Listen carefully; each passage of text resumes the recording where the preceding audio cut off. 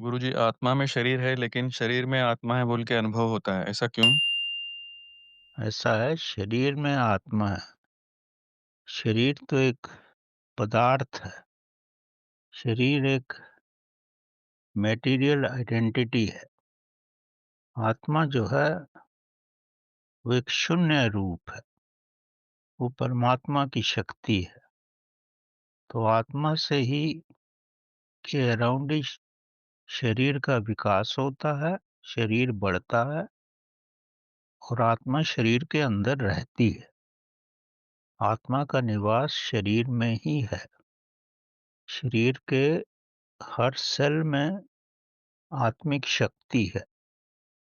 और जब शरीर रुग्ण हो जाता है या वृद्धावस्था में होता है या अकस्मात कोई घटना हो जाती है, तब आत्मा इस शरीर में नहीं रह सकती, क्योंकि घर ही टूट गया है, घर बिखर गया है।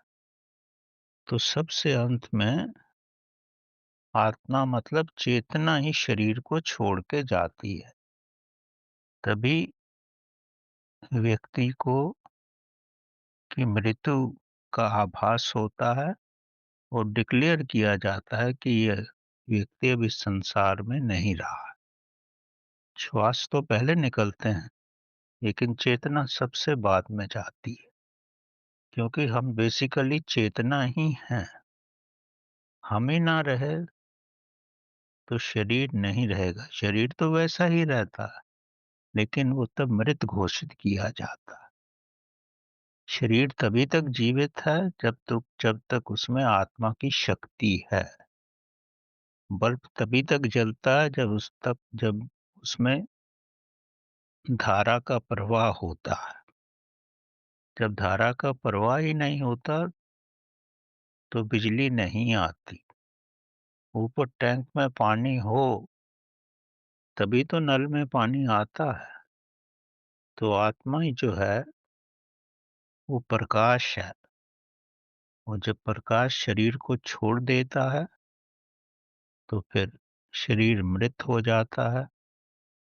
वो एक मिट्टी हो जाता है, वो पृथ्वी में मिल जाता है, या उसको जलाओ तो आकाश में 5 तत्वों में विलीन हो जाता है। तो संक्षेप में आत्मा ही शरीर में रहती है, शरीर आत्मा में नहीं रहता।